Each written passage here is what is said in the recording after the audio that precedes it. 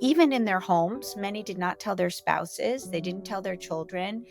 And secretly, they began to experiment with breaking Jewish law and with what secular life was outside of their communities. Hello, welcome or welcome back to this channel. My name is Frida Wiesel, and here I explore the vibrant world of Hasidic Judaism, a world rich with so many traditions, customs, beliefs, a counterculture in the middle of New York City. On many of my videos, I've explored how Hasidic Jews live in the 21st century. But what happens to those for whom this way of life doesn't work? Some, like myself, leave. The tales of those who break away are now a well-known story, a media niche, the Netflix miniseries Unorthodox Style Story. But not everyone who has doubts or different beliefs leaves. There are those who stay. And today, I am pleased to welcome Ayala Fader to discuss some of their stories, the stories of what we'll call here the double lifers. Ayala Fader is professor of anthropology at Fordham University. She is the author of the book Hidden Heretics, Jewish Doubt in the Digital Age, which tells the stories of a group of hidden heretics.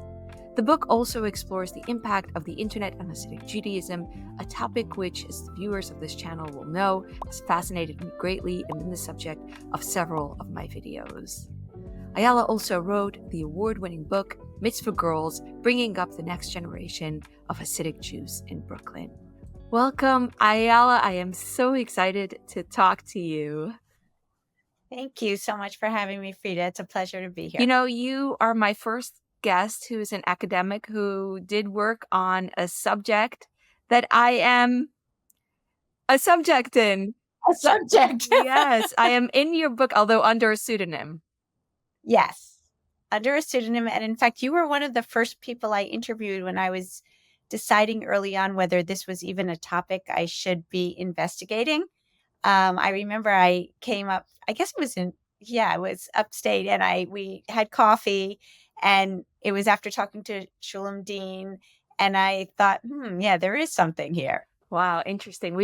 I was a student at Sarah Lawrence College, right? And we met there. Oh, yes. Yeah. Yes. Oh, so much time has elapsed. It's crazy. I know. Okay, so I want to start for the viewers. I would love if you could give an overall sense of what this book is about. Actually, when I finished my first book, Mitzvah Girls, I thought that I had concluded the topic of working with Haredi Jews, particularly Hasidic Jews. But during the time I was writing, the whole Jewish and Hasidic bloggers really had become much more popular. And I thought I would write one more paper and before I switched to a different topic. And what happened was I began to talk to people like you and Shulam and other people that I got to know. And I learned that there was a community of people who had what I came to call life-changing doubt. That is, they basically, over time and through reading mostly, less than talking to other people, decided that Matan Torah was actually either metaphorical, but not literally true. They began to have what I called life-changing doubt, meaning that they no longer believed that Jewish orthodoxy was true. But instead of leaving, like so many of those people do, these were married people with children, and they felt like they couldn't destroy their families. Many didn't want to hurt their parents. I heard a lot about, like, I don't want to break my parents' hearts. So they decided to stay. They lived as Orthodox Jews publicly, even in their homes. Many did not tell their spouses. They didn't tell their children. And secretly, they began to experiment with breaking Jewish law and with what secular life was outside of their communities. They called themselves living a double life. Some of them called themselves in Yiddish, which is the title of my book, Behalten Apikorsim, or Hidden Heretics. Others called themselves in the closet or reverse Marranos. There are many names.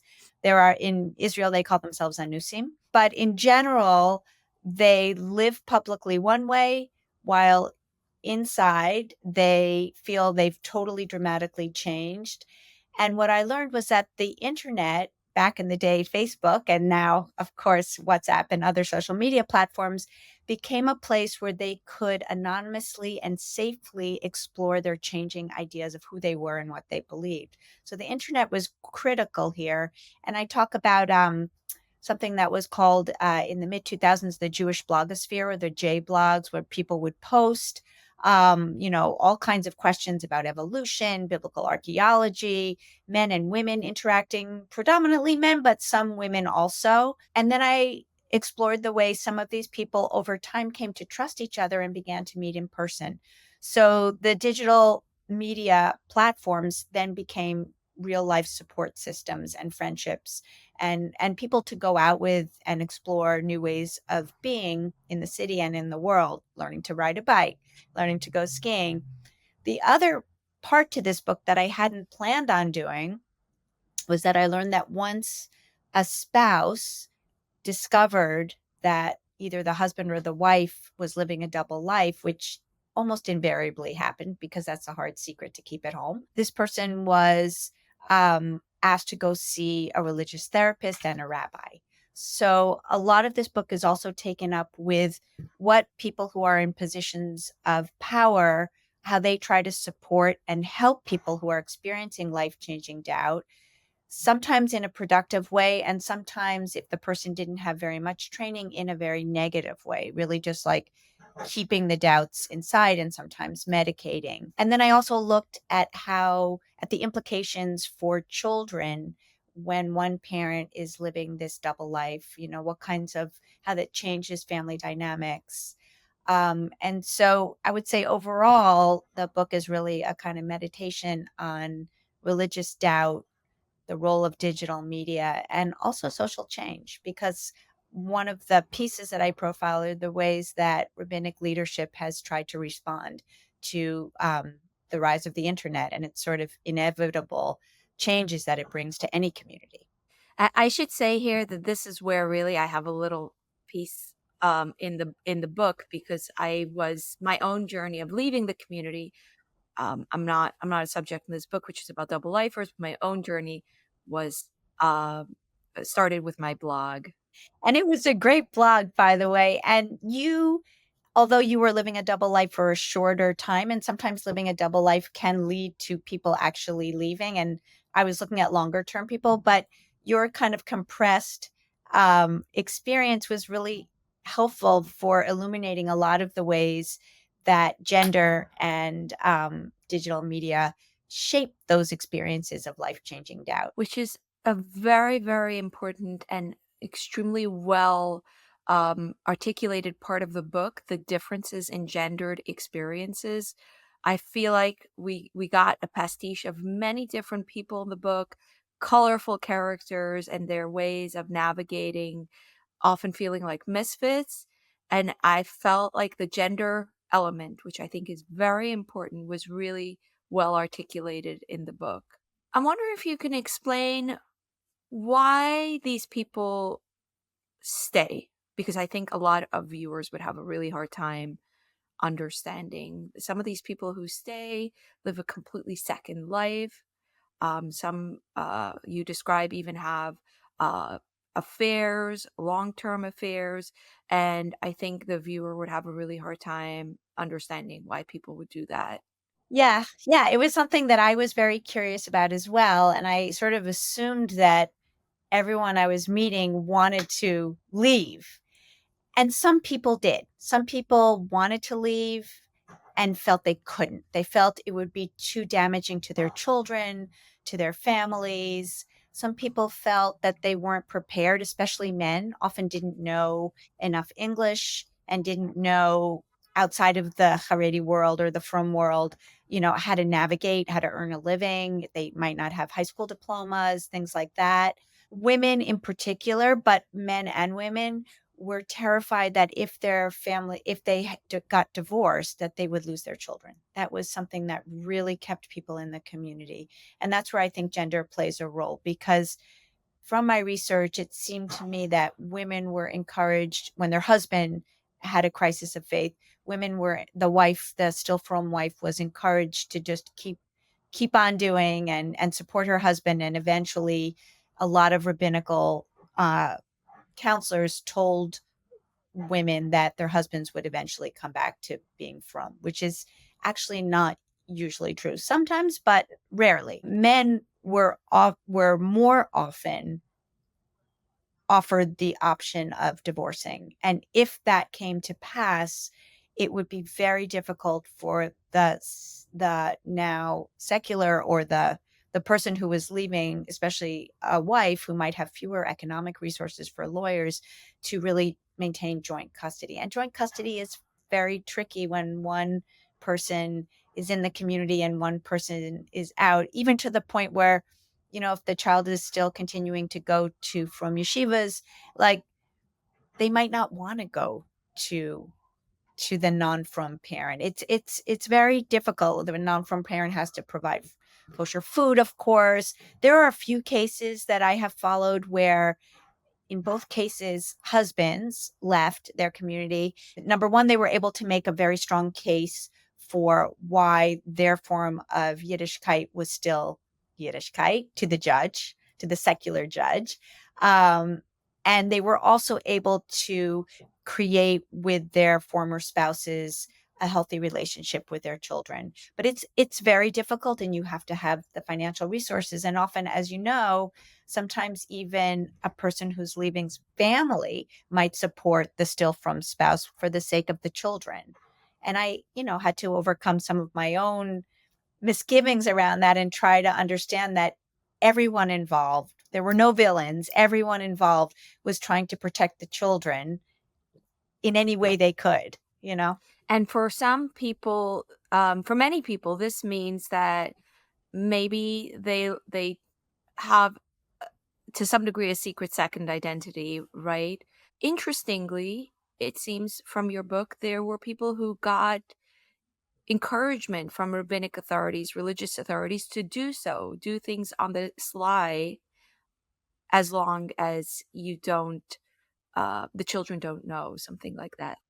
Yeah, I thought that was really, for me, it was surprising and interesting in terms of both morality and in terms of honesty and truth. And I think that's one of the real contributions that ethnographic fieldwork, the kind of research I do, really forces us to engage with. Is I had to counter my own ideas about what living one's real self meant. And I was very fascinated to learn that indeed rabbinic leaders were more concerned about public um, defiance than anything else. And in fact, told a number of men, like, just don't let anyone see. Like, pretend to go to shul, do what you need to do, eat kosher and don't tell, have an affair and don't tell, but don't publicly humiliate both your family and don't publicly defy us as rabbis.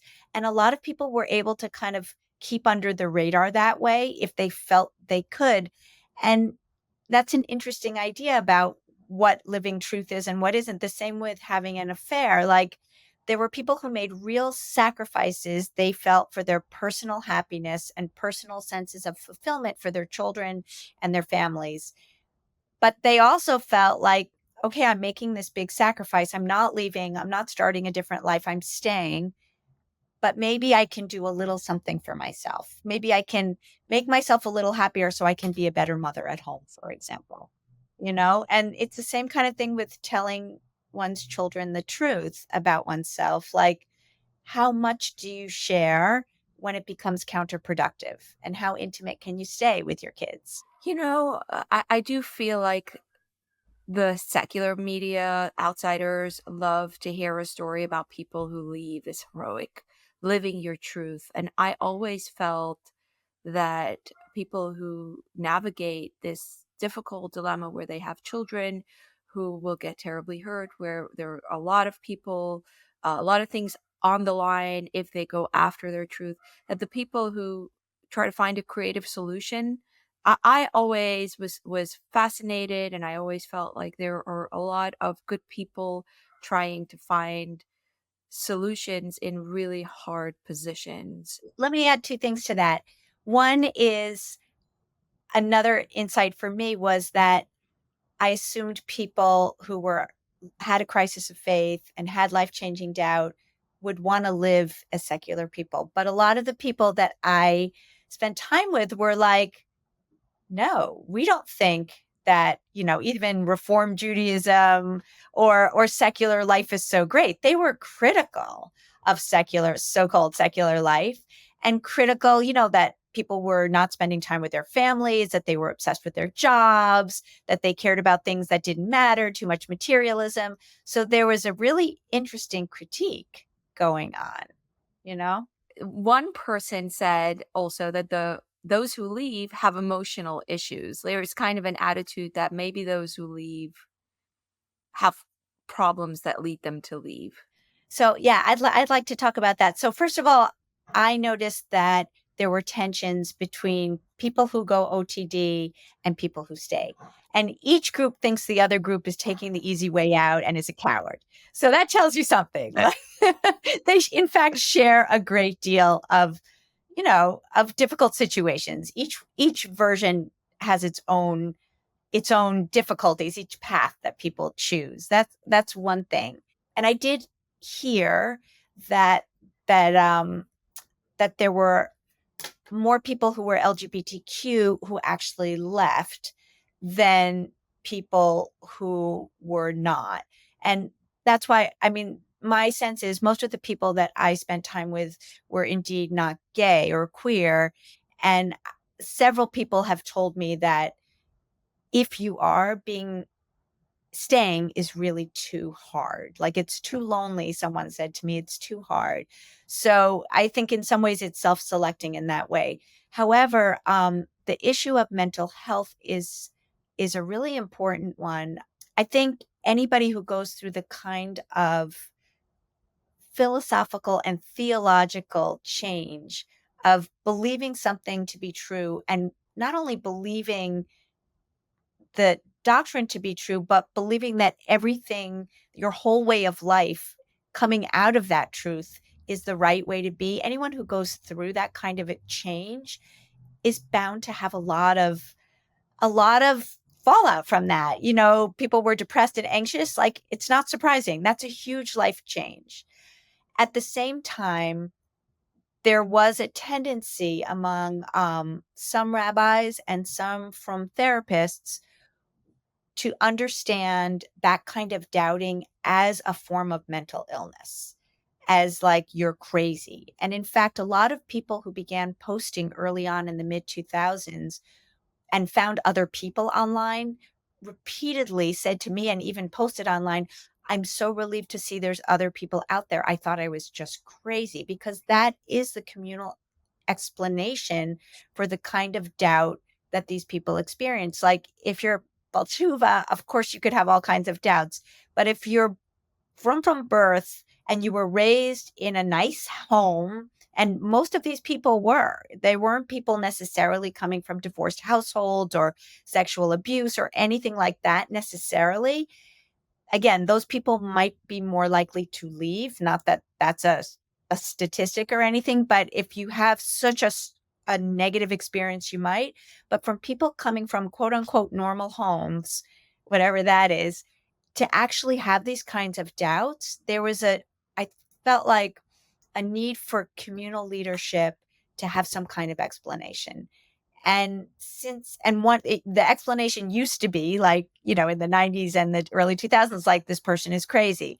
I think there's a lot more sophisticated ideas about mental health from communities now. And you have, a professional organization, Nefesh, that has certified therapists, and there's more and more people getting their social work degrees and psychology degrees even, and counseling degrees and life coaching sort of degrees.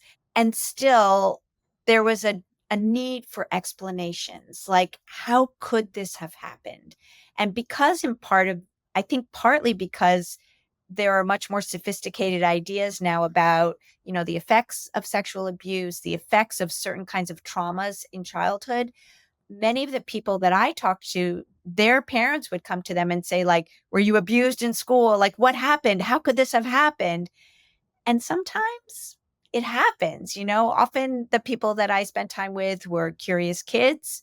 They were in situations where they were not encouraged to ask certain kinds of questions. They thought getting married would help them answer their questions. And especially for girls, young women, they thought that getting married, a lot of the discourse or the conversation around getting married is you'll find your husband, your bashert, and you'll get married and everything will be great. So a lot of women who had questions or were dissatisfied with their roles as women were were willing to take the chance and get married to see if maybe that was true. But it wasn't always true for them. And it wasn't always true for some of the men that I spent time with. And there was a growing sense, I feel like, in from communities from like the mid 2000s on, that there is this kind of community of secret doubters. And in the book, I talk about a very well known article in Ami magazine about you know, people who have doubts who are living among us. And one was a posek, and, he was dispensing advice, but he himself no longer believed in Matan Torah. And so you have like a kind of communal sense that something's going on. And I do think that's intimately tied to the new possibilities for privacy that smartphones in particular afforded. The internet, I think, has, I mean, I think it's obvious it's had such a profound, profound effect on this world. Um, I'm wondering if you can explain more what this process of doubt might look like. Maybe you can give an example from one of the characters in your book. It took me a while, as it happens in anthropology. You go and spend time with people and you kind of pull your findings out of all of these relationships and interactions that you have with people. Um, it took me a while to realize there were many kinds of doubts. At first, the big distinction I had to make in the beginning was the doubt that's part of emuna or faith, right? And the doubt that actually disrupts or challenges certain practices that form you as a Frum Jew. So it's not that if you're a Frum Jew and you have faith that you never have doubts. Clearly, everyone is human, and doubts are the ways, in some way doubt is how faith is formed. You're constantly struggling and working on yourself. Especially, that's part of Judaism, is that you work on yourself and and when you feel doubt, you work on that, or you consult with a rav or a kala teacher. And that also changes across the life cycle. Like as a teenager, you might have more doubts. You might experiment with like ironing your shirt on Shabbos when you shouldn't, things like that. Like I heard very similar kinds of stories. I don't think that's very troubling to rabbinic leadership or authority figures in the communities. So that's the kind of doubt that defines faith is actually productive in a lot of ways. And I don't think it was challenging. And there are lots of authority members authority figures for men and women and adults and young adults to consult with when that occurs.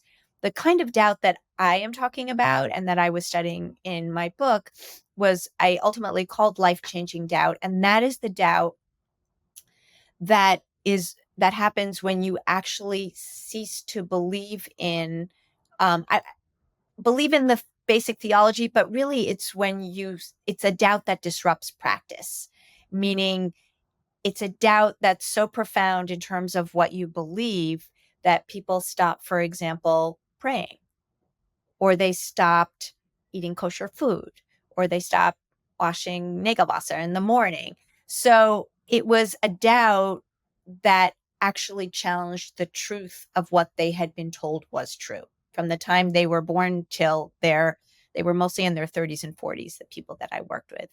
And so that kind of life-changing doubt that disrupted practice was really upsetting to many people. But even among those with life-changing doubt, those who decided to live as hidden heretics, there were lots of, I called it a continuum of life-changing doubt, meaning that there were all kinds of ways that you could live that.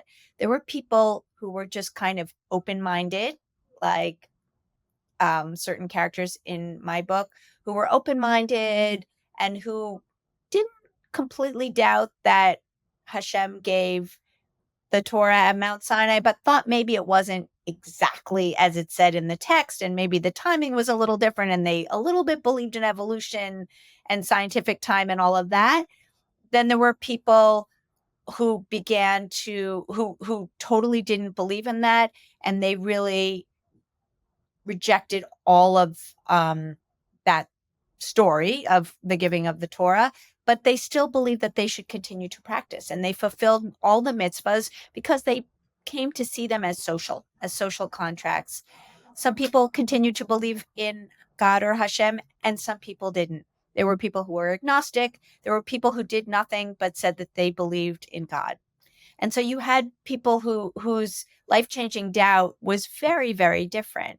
And one of the things that they were able to do when they formed these networks, friendship networks, and sometimes romantic networks, was really have intense intellectual debates about what they believed. And one of the ways that so many of them actually began to question was by sneaking into the library and reading things they weren't supposed to read. Men in particular seem to read a lot of biblical archaeology.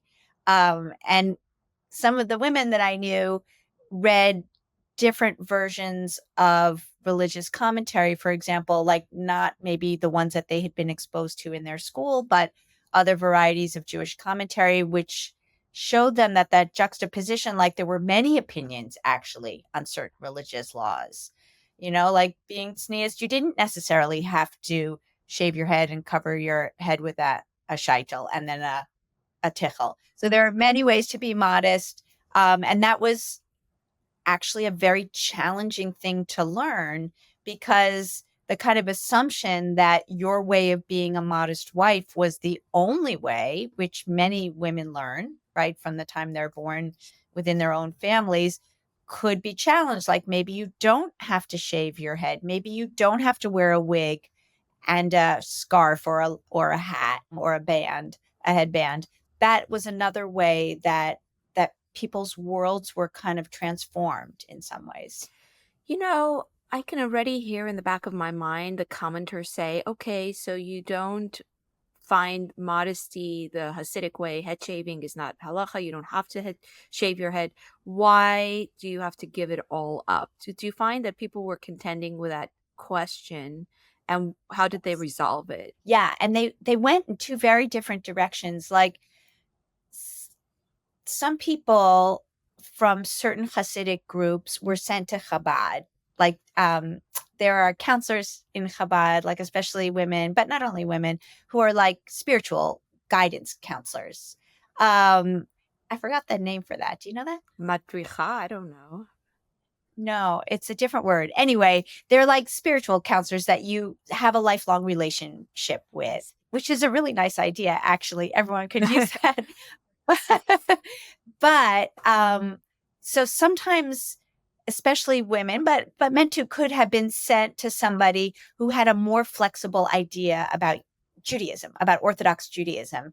And there were some people who were counseled also by frum therapists, like, yeah, there's lots of ways to be frum. You don't have to do exactly what your family does. And that provided some relief for people. But as you know, coming from the community that you do, changing the kinds of ways that you observe Jewish Orthodox life, making those kinds of changes yourself is really troubling to the rest of your family. And there can be real consequences for your children in terms of who's willing to make a match with you or not. For example, one person in my book, she was living a double life, but she couldn't help but give a few signs that she was sort of changing on the inside. A lot of people did that, like to just sort of, I was always curious why they did, but they felt like they had to express themselves a little. So she took the hat off of her wig. And right away, like her neighbor called her over one day and said, like, is everything okay? I see you're making these changes. How can I help? What's going on? So it's not as if outside of a very frum community, you wear a different kind of shoe and nobody even notices. The kinds of practices that different communities and families wear are very important signals about where people are, not only on a kind of level of religiosity, but also like how much they're on board with what everyone else is doing in their community. And so to show that you're a little bit rebellious can be quite problematic. people living double lives were either sent to or were consulted with were modern Orthodox therapists who were like, well, why don't you just live a modern Orthodox life? You know? And there's a few people, in fact, who do outreach to very frum Jews who are questioning and try to bring them into their modern Orthodox synagogues and invite them for Shabbos and stuff like that. But many people who are living double lives told me that that kind of Judaism didn't speak to them. Like the melodies weren't the same, the food was different, the kind of aesthetics were different. Like it didn't give them what going to shul felt like or what their own Sabbath tables felt like. Like it didn't feel homey. And so it didn't speak to them. And since they were searching less for something spiritual and more, like many people began to reframe Judaism as a kind of culture or a lifestyle. I was surprised by that. But that's what it kind of became for them, for some people. And I think they valued that. And then there are people who leave and end up living modern Orthodox lifestyles. I don't think that's so uncommon. I can think of a bunch of people who've done that. And that's a good compromise for some people. But I think if you're staying in your community to either make certain changes yourself, so showing a kind of autonomy that's not always appreciated because it's seen as rebellious, or adopting a whole other kind of Jewishness or Yiddishkeit is not a good solution. Either one, although you think it would be. The part where people saw their Hasidic world as a lifestyle, can you talk more about what that lifestyle, how they understood that lifestyle? What was that lifestyle about for them? Yeah. And again, it's not all. There were people like include that in the end of one of my chapters where I talk about how it's not only for Hasidus, for Litvish also, for some people living double lives from Judaism or religious Judaism, Orthodox Judaism became a lifestyle. And then somebody texted me on WhatsApp in a group I have where people share ideas with me and said, you know, Ayala, I don't agree with that. I'd do anything to leave here. I just can't. I'm stuck. I don't want to hurt my parents. So not everybody, but for those who who felt like they were kind of having it all. And I think those were fewer because living a double life is really emotionally, morally, practically super difficult and I think very confusing.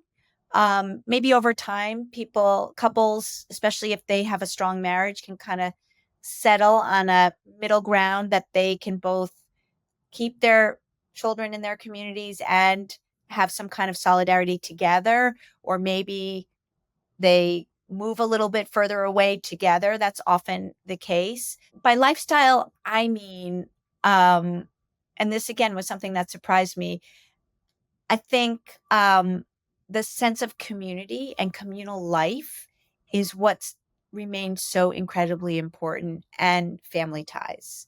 So, for example, I describe in the book Lil Shishi Party, a Thursday night party that men traditionally, you know, hang out before the Sabbath and have a nice time and eat sometimes Sabbath foods like a little taste before.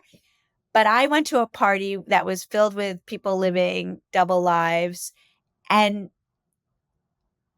they were doing the exact same party, but it was with men and women together. They were singing Sabbath songs together. They were eating Sabbath foods together.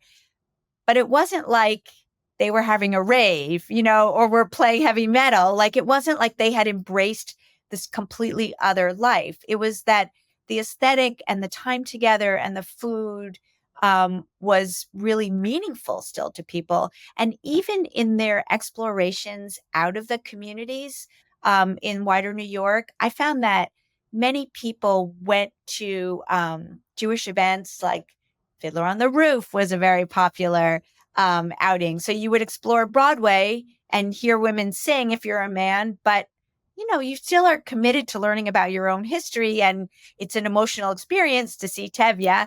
And so or I went to a Yiddish concert in the park, also with some women friends. And so there was a lot of, I didn't feel like there was so much exploration of necessarily secular New York, but there was a lot of interest in Jewish New York.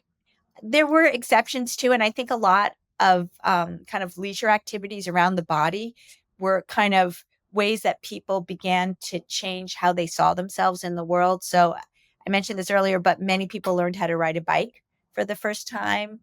Those were a safe kind of thing that you could do, like you could rent city bikes, right? And no one needed to know. Sometimes people went away on ski trips. It was a kind of like, to me, it was like an imagined idea about what bourgeois non from people might do on a weekend, but it was also a safe place where no one saw you.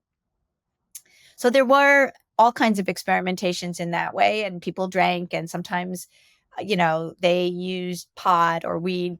But in general, I was interested to see how much of Jewish life beyond beyond the explicitly religious, like prayer, and halacha, keeping the Jewish laws, but how much of Jewish life people continue to appreciate as long as they could do it in their own terms. Very interesting. There, something that interests me a lot is to which degree faith is extremely central to the ordinary Hasidic Jew. And what I hear from you is for some people, they could almost divorce the faith part and continue in some ways. Is would you say that for most people the continuation was largely for motivated by practical need to stay in the lifestyle? Yeah, I do think so. But I also think that an anthropological idea of religion is less necessarily about faith. That's actually comes out of a very Christian Protestant notion of religion defined as an individual's relationship to God. But anthropologists who do comparative studies of religion see that there's lots of ways to define religion beyond just faith, right? What's interesting to me is that I had learned that in my first book, actually, that Judaism was a religion of practice, that, it, in contrast to Christianity, that it was the doing of mitzvahs, of obeying the Jewish laws that would create the faith. And I think that's accurate. However, I was actually very surprised at how much people talked about faith to me. In fact, in my training as an anthropologist, I embrace this idea that religion is about what you do.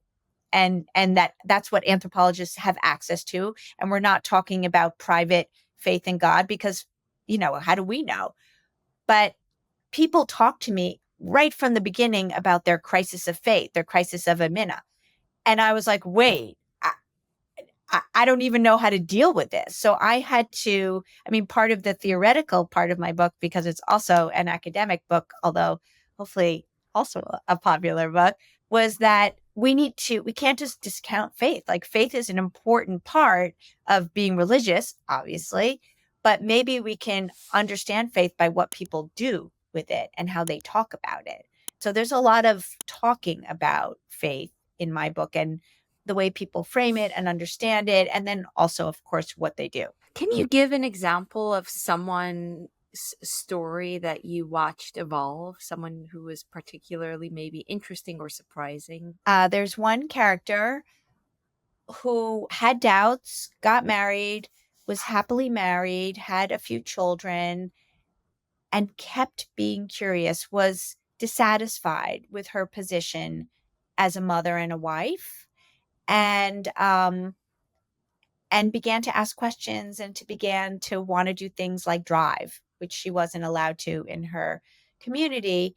And she eventually shared that with her husband, who sent her to a rabbi, and then the rabbi sent her to a religious therapist, which is very common. I heard that story again and again.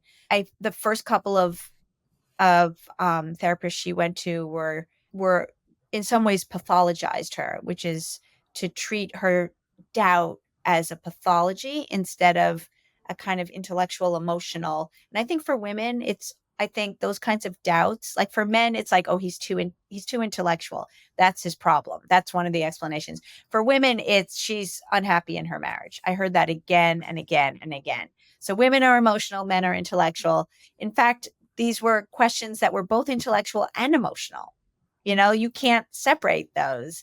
Yes, they were intellectual questions, but they were deeply tied to emotions, and people had emotional responses to them. This woman in particular finally found a therapist who is um, not from part of the community.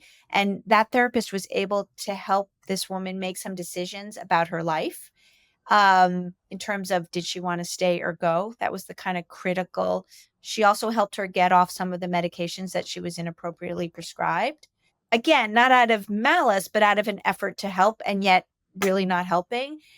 And then this woman who has continued within her community found ways to both live a life that satisfied her more and remain and be a mother to her kids and a wife to her husband. So that was somebody who was able to kind of make things work for her, but with a lot of emotional effort and a lot of real challenges. Another woman that I talk about had a long-term affair, and both of them, in fact, the person she was having this long-term affair with, both of them were members of different communities, but were both living double lives, and they both felt that it was more moral to lie to their spouses and be able to stay and be parents to their children, and that was actually the moral position, which is an interesting one. And in fact, when it came time to make matches for their older children, which they helped each other with, ironically, because they knew their children, um, they they didn't want them to, just go off the derech, to leave the communities. They just wanted to find them matches that would be open and happy and create potential for their children to make their own decisions. So, kind of more of an emphasis on almost transforming from Judaism than tearing it down or rejecting it, which we've seen, as you said, in so many of the documentaries and memoirs. It's another set of experiences. But here we have people who are much more ambivalent about leaving for some people. And they didn't break down the system. They worked within the system. And again, as we said earlier, rabbis, the ones who knew, were willing to let them do that. Wow, fascinating. Did you find that people attitudes towards arranged marriages evolved over time? For instance, people found themselves in many cases in the book, you find issues in the marriage as one part of the couple grows and departs from the innocence of the original marriage, and it creates tension in the marriage, and then all of this stress around, well, this is not the person I would have picked. In fact, one character, Yisrael, I believe, says, I think if I were in college I wouldn't have dated this woman. Even though he thought she was very cute. Yeah. Yeah, Yisrael's story opens the book and it closes the book. Well, his wife's story closes the book because one of the things I got very curious about was the effects of the main characters leading double lives and their spouses and their children. And I think especially for wives who were still from, it was a heavy load to carry. Israel's wife talked to me about how suddenly she was in charge of the spirituality in the home. Like her husband was supposed to be in charge of that. That wasn't supposed to be her job. I mean, of course, she makes a spiritual home, but the husband was supposed to direct the spirituality. Here, she was in charge of that. Another woman had to make kiddush because her husband was no longer qualified to touch the kosher wine. So you have women but spouses in general who are suddenly responsible for the religiosity of their children's upbringing. And Yisrael's wife in particular, was scared that and they had a very strong marriage, that his doubts were going to affect her. And so she said, I'm worried that my own faith is going to glitch or slip. So you have the kind of effects of life-changing doubt, not only on the individual, but on the entire family. Um, and she made a certain peace with it, in part because some of the kind of advisors that she reached out to, another male relative, a rabbi, said to her, like, think of it as if your husband had a disease. You wouldn't leave him, right? And she said, no, of course not. And they said, well, she said, well, he has a funny brain. Like, there's something up with his brain that he's not able to believe, but maybe one day he will. And so she was willing to kind of take on those extra burdens because they felt like burdens for her, and be extra careful. And as she said, it kind of put a wedge between them at times, because she didn't know if she could fully trust him anymore. So there were all kinds of poignant kind of moral dilemmas. And for, again, like from an academic perspective, for me, I was making the argument that we can't just talk about individuals and ethics or morals, that people are in families, and those kinds of families are the place where all kinds of moral dilemmas get struggled over and either reproduced or changed. And so some of the children, for example, of people who were living double lives, of course, teenagers eventually figured out, like, teenagers are so smart. And there was very little that a parent who was living a double life could hide, even if they didn't know everything. So some teenagers became even more religious. They said, oh, my mother has her taivas, her lust, not her lust, Temptations. like, temptations. Thank you. She has her temptations. That's her problem. I'm not going to be like that. And other children were more confused. I interviewed a young woman who was very confused and upset and angry. Like, my mother knows she shouldn't be telling me these things. Why is she showing me these movies? Like, a lot of, confusion. And you also had a few who left, who, were convinced. Not that a parent really ever tried to convince them, but a parent opened a door to experimentation, on purpose or not, often not, but a teen sensed it, and the teen took that and explored for themselves. So I didn't see any examples of a parent trying to convince a child, but sometimes families sort of split along those lines. The thing that I really, really love about the book and about the stories of people who live double lives is it's about essentially the stories of the messiness of being human and navigating that. I think I've always had a distaste for simplistic stories of the heroine who runs away and is perfect and Yeah. super and everyone else is bad. And I think it just isn't the Yes. reality of humanness and the very difficult dilemmas that people who live double lives negotiate, and the beauty of that dilemma, is so human. And the relationships in the book to me felt often like people loved each other and yet had Yeah. chasms that were so painful at times. And I totally agree, Frida. And for me, like, as an outsider to these communities, I mean, Jewish, but not that kind of Jewish, um, I felt really moved by these stories, and I felt like they they kind of forced me to ask myself lots of ethical questions. And my academic readers, at least like my friends who are anthropologists who read, had similar reactions. Like, yes, this is a Jewish story, but it's a human story. And I kind of, evidence of that is that I get lots of email correspondence, like from ex-Mormons or Mormons who've been living double lives, or evangelical young women similarly living, who lived double lives for a long time before they left. So I think it's a question of religious communities, but also a question, exactly, like a human question of, like, what happens when someone dramatically changes in their family, and how do families deal with that? Because I think that is a universal situation, Yeah. you know? Yeah. On that note, when I read the book, I was actually really the one thing that I was really curious about is how non Hasidic people who don't understand the system, which is a word that people in your book use to describe the Yes. entire operation that forms the Hasidic ecosystem with all the stresses, like the school system that puts stress on conformity to conform. Anyway, so those who don't understand the system, how did they understand the book? Like outsiders. Oh, how did outsiders? Oh, that's an interesting question. I think mostly, like, I zoom into people's undergrad, anthropology of religion classes, and students are rarely Orthodox Jews.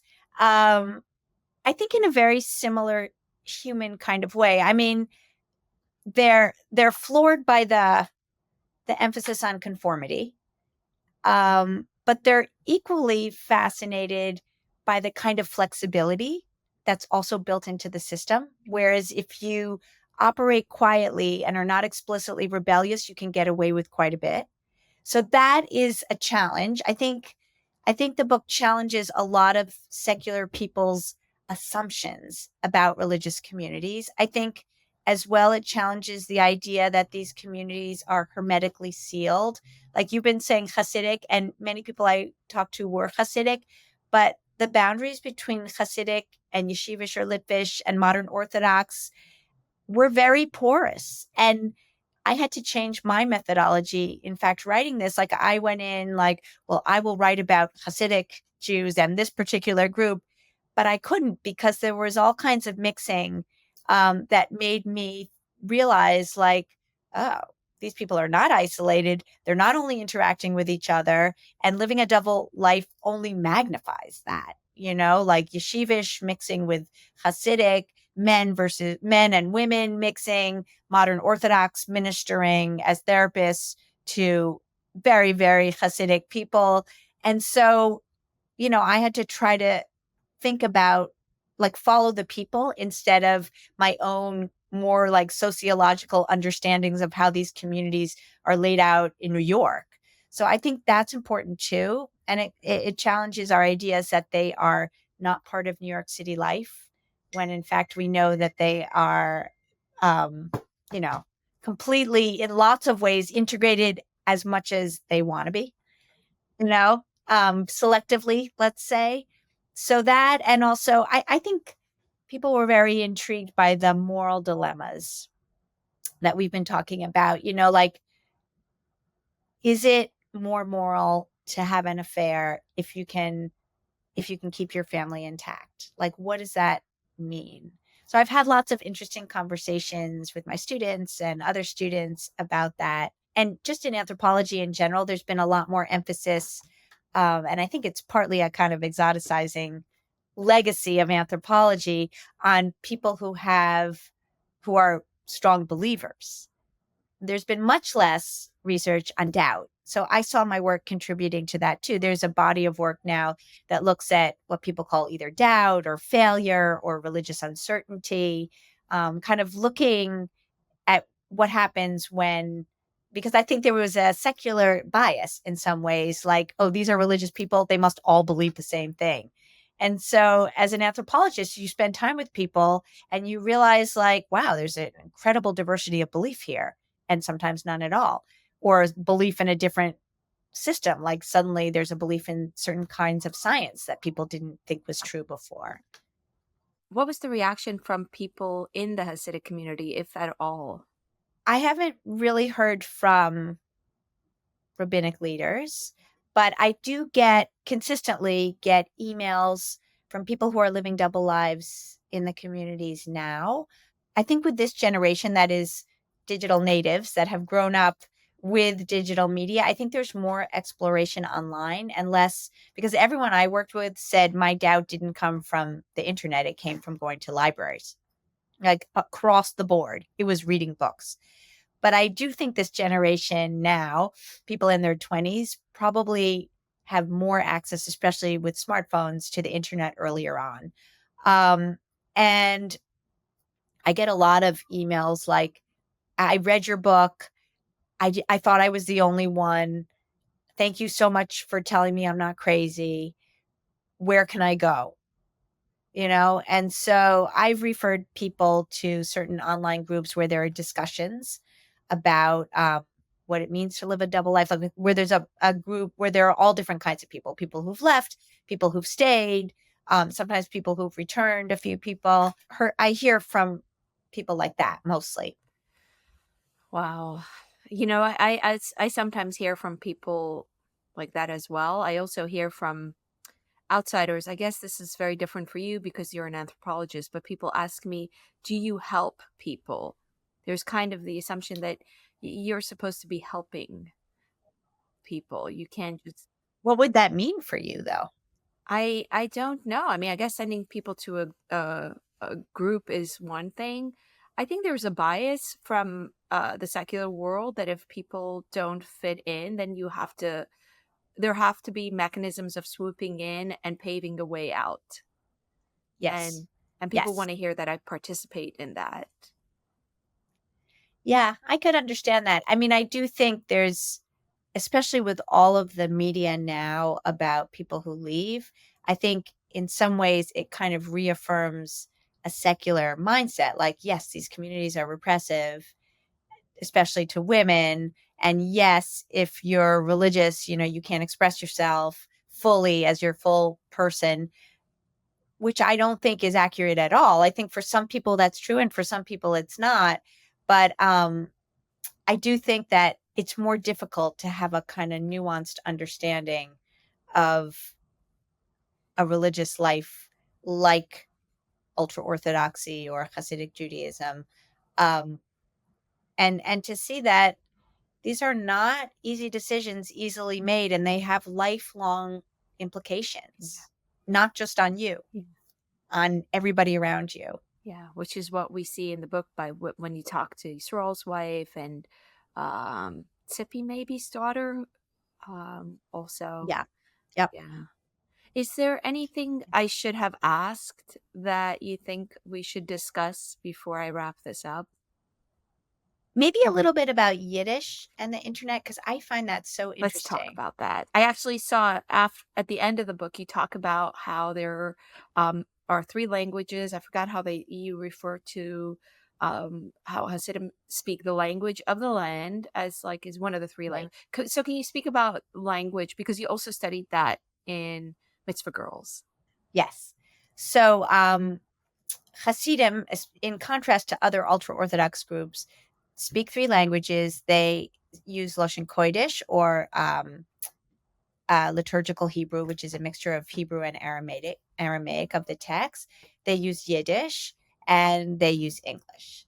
These are gendered, usually with men speaking more Yiddish in most communities than women, although Satmar women speak a lot of Yiddish too. And the Yiddish that's spoken today in Brooklyn and many places has a lot of English borrowings from it. So people speak these three languages. One of the signs that somebody was starting to live a double life, in fact, for men, was that their English got much better.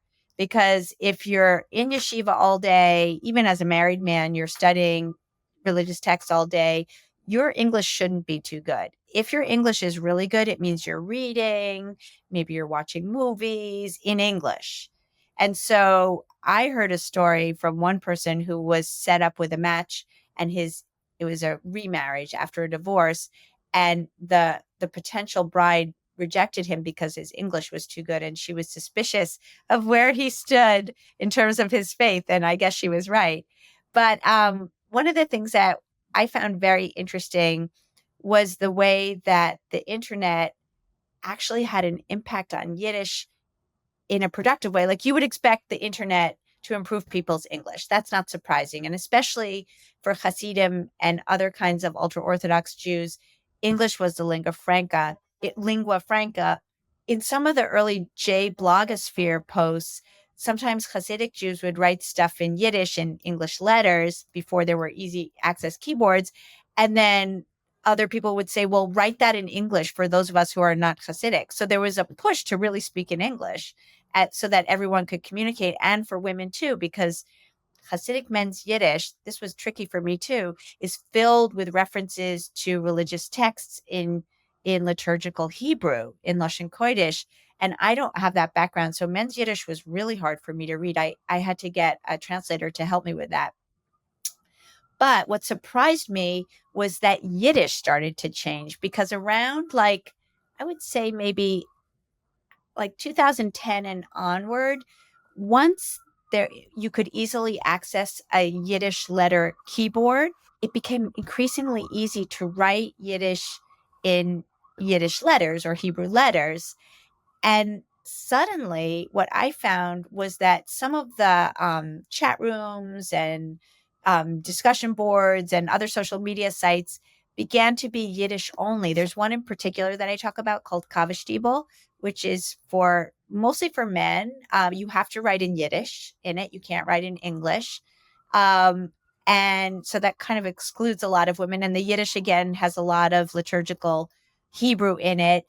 But because this was a place where there was less censorship, like there were other sites for very frum Jews that as soon as you mentioned something a little open minded, like a little, or made reference to secular material or reading, there would be quick censorship. Kava was a little more open about how long they would leave up something that was a little more questioning. And some places use filters actually to block Kava because there was a sense that they were writing about all kinds of issues. Yiddish began to be used for different purposes. Like it wasn't, you know, ultra Orthodox men read a line in Hebrew and they translate it into Yiddish and then they discuss it. But here, people were expressing their private interior beliefs. They were writing poetry about natural beauty or love in Yiddish. One person translated a Taylor Swift song into Yiddish. Like they were talking about all kinds of things, but they were the authors. And I know you know Katla Kanya, who is a famous blogger, who has a beautiful Yiddish, who translated a lot of English language poetry into Yiddish, especially Robert Frost's poem about which direction to go, and another one stopping in the woods on a snowy night. And those kinds of uses of Yiddish for personal expression and the kind of comfort with writing actually, I think, has been changing the Yiddish, like Hasidic Yiddish language structurally, but also in terms of ideologically, like what people think Yiddish is for and what it should be for. And I tracked some really, with the help of my of one of my translators, who's Rose Waldman, who's a Yiddish translator. She helped me follow Kaveh, and we followed, for example, a really interesting post where one of the posters asked, like, how are we going to make plural in Yiddish? Or like, how are we going to mark, not how are we going to make plural, more like, how are we going to mark when a word is from English and then we're going to integrate it into Yiddish? Or are we going to just leave it in its English letters? Or are we going to just leave it as English? Or are we going to add a Yiddish suffix, for example? So there was a lot of what I would call metapragmatic, which is talk about talk. There was a lot of that about Yiddish. And I think like now it's quite common to have Yiddish magazines for children that are entertainment, not so much like Malos, you always had Malos, but that was like also about like morally didactic, a little bit more like building up ethics. You have a lot of like just pure entertainment magazines now in Yiddish. And I think that's a direct outcome of the internet and lots of people writing in Yiddish, men in particular. And just a year or so ago, there was a fascinating meeting of these editors from magazines, Yiddish magazines and newspapers who were thinking like, do we need to standardize Yiddish? Like Hasidic Yiddish, do we need to have like a book, or like, can we agree on certain ways that we spell certain letters, certain words? Because one of the things that's been super interesting as a linguistic anthropologist is that standard Hasidic Yiddish has no standard, right? Like there's no, I mean, you learn Yiddish if you're a girl, you don't really learn it as a language as a boy. And there's lots of ways that you can spell certain words. You can have a hey or not a hey. It's not a big deal. You can, transliterate English words, apartment, into Yiddish letters. That's all fine. So in my first book, I talked about the ways that actually girls and women in particular made English Jewish through accent and spelling and Yiddish letters.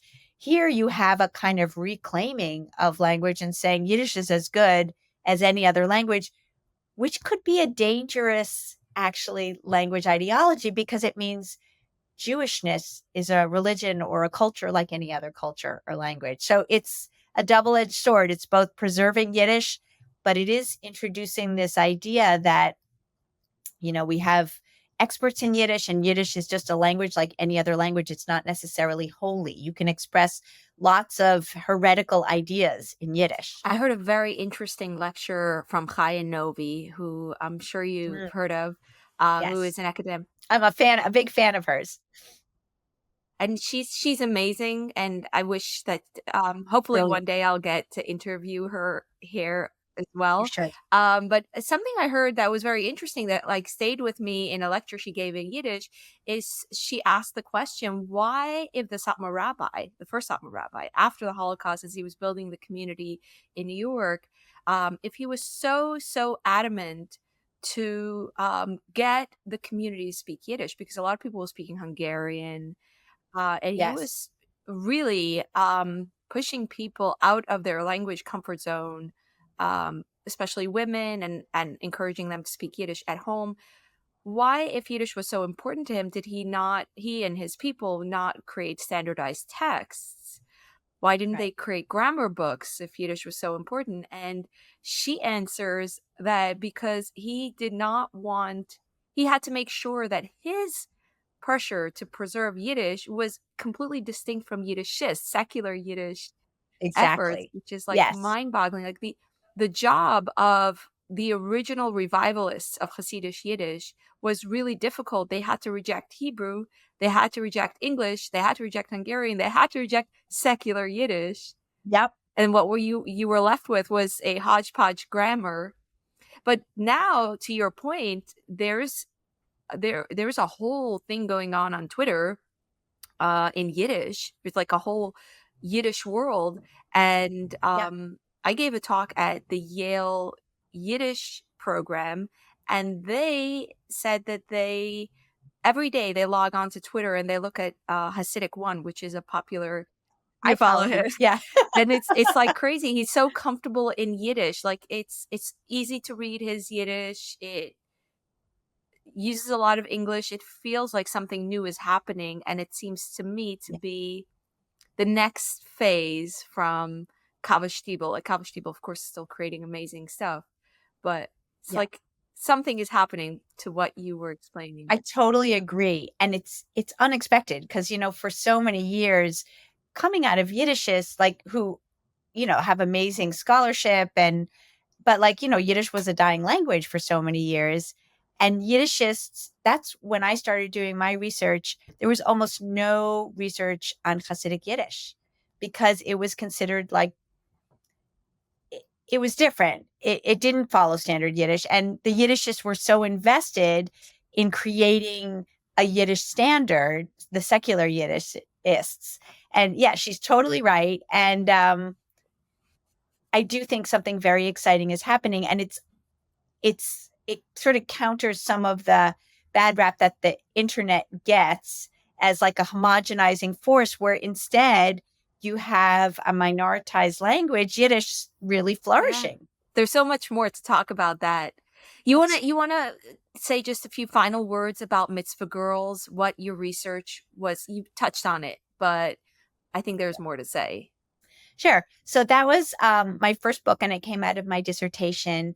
And it was a study of mothers and daughters, particularly little girls and their mothers. I started out really wanting to focus on Yiddish because what some of my early research showed was that um, after age 6, I was predominantly in a Bubov little girls' school. After around first grade, girls stopped speaking Yiddish and really wanted to speak English. And I was curious why that was. And I noticed that their mothers spoke a lot of English among themselves and to their daughters while they spoke Yiddish to their sons. I think that's quite different, probably from how you grew up. But I was like, what's going on here? Do little girls want to leave? Like, do they think it's cooler to speak Yiddish? English. And English, sorry. Yeah, English. And that question led me into all kinds of different directions than I had expected to go. And I looked across the life cycle in that book from little girls through brides who were going to bride class and getting married. And I looked at the ways that young little girls learn to embody certain ways of being Hasidic and the ways that language played into that. And in fact, the ways that English was most important for distinguishing themselves from boys.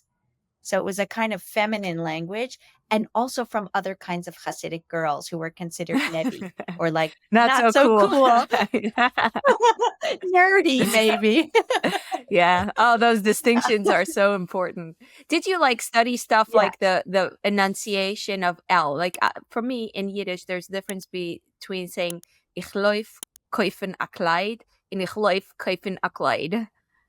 One is like nerdy. Oh, it's fancy. Well, that was the other thing I got really curious about, like what makes some language sound more fancy. So I had to take up this idea about modern, the idea of what modern is, and how it's negative, and yet it also has a certain prestige. So when a frum woman with a Boston accent, for example, came to the little girls' school, her accent was considered so Wow. fancy. Like she had a Boston accent, it wasn't very fancy, but it was different and it was outside what people thought. And I think there was a very ambivalent idea toward education. I looked a lot at the ways that little girls use their autonomy. They come like growing up is a process of using your autonomy to actually fit in to expected Hasidic women's norms. It was a moment in time too where a lot of academics were talking about agency, especially for women in very religious communities, and like, were they oppressed? Were they not oppressed? And so one of the things I was curious about was if girls were speaking Yiddish, were they rebellious? And it turned out that they weren't, that in fact, that was part of also, not only were they distinguishing themselves, but that was part of a historical legacy where their Hasidic community didn't have schools that were Yiddish medium when their mothers went to school. And so they were like third generation, and their mothers weren't that fluent in Yiddish. In order to really have the kinds of conversations that they wanted to have with their daughters, they needed to use English. But by the same token, girls came to think that English was fancy and grown up and like a big girl. And so I was really interested in all of these associations between language and other ways of belonging. And so I also looked a lot at how girls learned to be modest, and what happened when girls asked the wrong kinds of questions. I have a lot of work on not only language itself, but the way people interact in terms of like question asking, shutting down questions, disciplining girls, things like that. Fantastic. Both your books are amazing. And I'm Thank gonna you. give a shout out again. You can find Ayala's books, Hidden Heretic, Jewished Out in the Digital Age, and Mitzvah Girls. Yeah. What is it? Bringing up The next generation of Hasidic the girls next in generation Brooklyn. of Hasidic girls in Brooklyn. Where can people get it? Just anywhere? Just on Amazon All right, great. or from the Princeton University Okay. website too. Princeton University Press. Great. Yeah. Thank you so much, Ayala. It was fantastic to talk to you. I really appreciate you sharing Thank you everything. so Yeah. much, Frida. I really appreciate you Yeah. having me.